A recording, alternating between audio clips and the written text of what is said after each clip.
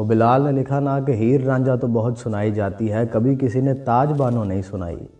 ہمارے ہاں ایک کنسیپٹ رائج ہے کہ عشق مجازی عشق حقیقی ہی کی سیڑھی ہے، حالانکہ خدا دوسرے نمبر پہ آنا کسی صورت بھی گوارا نہیں کرتا۔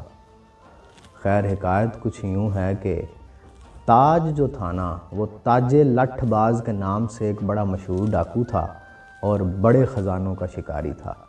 دوران واردات اگر وہ کسی کی آنکھ میں مزاحمت دیکھ لیتا تو وہ گولی نہیں چلاتا تھا، بلکہ وہ بندوق اسے لٹھ کی طرح دے مارتا تھا، اور یہی اس کے نام کی وجہ شہرت تھی۔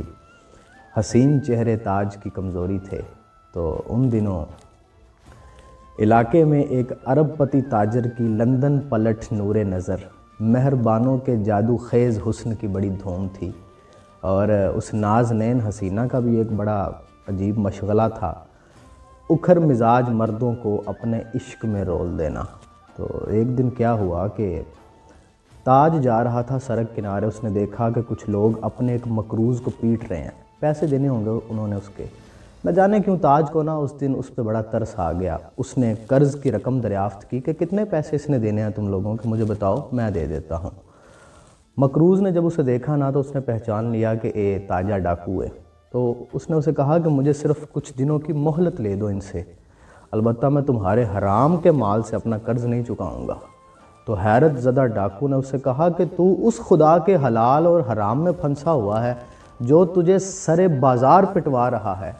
تو یہ سن کے اس مقروض نے کہکا لگایا، اس نے کہا تخت پہ بٹھائے یا سر عام پٹوائے، یہ میرے محبوب کی مرضی ہے، سانو قید سجن دا گہنا اے، او جنج رکھے اونج ہی رہنا ہے۔ ہم راضی ہیں اپنے محبوب کی ہر ادا پہ، تو اپنی سنا ہے تو بڑا خزانوں کا عاشق بنا پھرتا ہے، مگر یہ نہیں جانتا کہ اس دنیا کے تمام خزانے در حقیقت خدا کی صرف ایک تجلی کا پرتو ہے، اور بس۔ اسی وقت ایک حسین عورت سامنے سے گزری، عادت سے مجبور تاج نے بے اختیار اسے دیکھا، تو مقروض نے کہکا لگا کے دوبارہ کہا لٹھ باز، اس دنیا کا تمام حسن خدا کی صرف ایک تجلی کا پرتو ہے، اور بس۔ تو کیسا عاشق ہے؟ تاج کی آنکھیں سرخ ہو گئی ہیں سن کے۔ سورج ڈوب رہا تھا، لہو رنگ شفق پہ تاج کی نگاہ پڑی تو اسے گمان ہوا کہ آسمان کے دوسری طرف ایک بہت بڑا خزانہ پوشیدہ ہے۔ جہاں دیدہ مقروض نے اس پہ کہا کہ سوچتا ہی رہتا ہوں وہ جہاں کیسا ہے، دوسری طرف سے یہ آسمان کیسا ہے۔ کیا ہے دوسری طرف بھلا؟ مضطرب ڈاکو چیخ اٹھا۔ زیادہ پڑھا لکھا نہیں تھا وہ، لیکن حق پہچاننے کی استعداد اور صلاحیت اللہ رب العزت نے ہر قلب میں رکھی ہے، ہر دماغ میں رکھی ہے۔ مقروض نے اسے کہا سن تاج، ایک تیری چاہت ہے اور ایک رب کی چاہت ہے، ہوتا وہی ہے جو ہمارے رب کی چاہت ہے، تو اگر تو خود کو سپرد کر دے جو اس کی چاہت ہے تو وہ دے دے گا تجھے وہ بھی جو تیری چاہت ہے۔ حواس باختہ تاج زمین پہ بیٹھ گیا۔ سورج غروب ہوا، چاند نکل آیا، تارے لو دینے لگے۔ برسوں بعد شاید ایسا ہوا ہوگا کہ اس دن مظاہر قدرت ایک ڈاکو سے ہم کلام تھے۔ اگلے کئی دن تک تاج خدا کے بارے میں سوچتا رہا، مگر افسوس، ایک دن ایک بڑے خزانے کی خبر ملی تو وہ خود کو تھام نہ سکا۔ یہ اسی مہربانوں کے باپ کا گھر تھا۔ ڈاکو کے لٹنے کا دن آ پہنچا تھا۔ وہاں پہنچے، ڈاکوؤں نے لوٹ مار کی، سارا مال اسباب باندھ لیا۔ ادھر مہربانوں کی آنکھیں بھی خمار آلود تھیں۔ لٹھ باز جیسا شکاری اس کے پاس خود چل کے آیا تھا۔ جب وہ ڈاکو پلٹنے لگے تو یک دم وہ آگے بڑھی اور اس نے اپنا نقاب الٹ دیا چہرے سے۔ تاج نے پلک جھپکنا چاہی مگر وہ ناکام رہا۔ ایسا حسن اس نے نہ کبھی دیکھا تھا نہ کبھی سنا تھا۔ وہ نازنین حور جمال اسے دیکھ کے مسکرائی، اس دل بے قرار پہ بجلی گرائی، اور اس ہوش ربا صورت کو جہاں دیکھتا رہ گیا۔ مہربانوں نے آنکھیں نیم وا کیں، بھویں اچکائیں، اٹھلاتی ہوئی اس کے پاس پہنچی اور سرگوشی کی، تاج تم یہ سب چھوڑ کیوں نہیں دیتے؟ آؤ ایک نئی زندگی شروع کرتے ہیں۔ اس کے مخملی لمس سے تاج کانپ اٹھا۔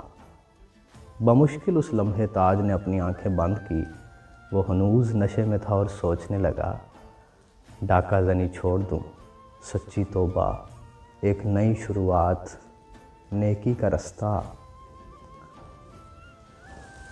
ڈاکو تھا مگر تھا وہ بڑا سچا۔